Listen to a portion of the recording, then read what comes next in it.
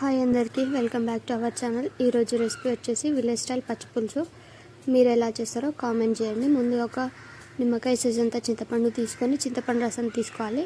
అందులోకి ఒక టేస్ట్కి సరిపడినంత ఉప్పు, అలాగే 1/2 టేబుల్ స్పూన్ అల్లం వెల్లుల్లి పేస్ట్, అలాగే ఒక మీడియం సైజ్ ఆనియన్ కట్ చేసుకొని అందులోకి కలపండి. కలిపిన తర్వాత అది పక్కన పెట్టేసుకొని ఒక బాండీ పెట్టుకోండి. బాండీలోకి 2 table spoon oil, 1/2 table spoon జీలకర్ర, 1/2 టేబుల్ స్పూన్ ఆవాలు వేసి బాగా కలపండి. కలిపిన తర్వాత అందులోకి 4-5 పచ్చిమిరపకాయలు, అలాగే కొద్దిగంత కరివేపాకు వేసి బాగా ఫ్రై చేయండి. ఫ్రై చేసిన తర్వాత అందులోకి 1/2 టేబుల్ స్పూన్ పసుపు వేసి బాగా కలపండి. కలిపినాక ఆ పులుసులోకి ఈ ముందుగా కలిపెట్టుకున్న చింతపండు రసాన్ని ఆ పులుసులోకి పోసుకొని కలపండి. కలిపిన తర్వాత లాస్ట్గా ఫైనల్గా ఉప్పడంత కొత్తిమీరని చిన్నగా కట్ చేసుకొని అందులోకి వేసుకొని కలుపుకుంటే విలేజ్ స్టైల్ పచ్చి పులుసు రెడీ అండి. మీరు కూడా ఒకసారి ట్రై చేయండి. బాయ్.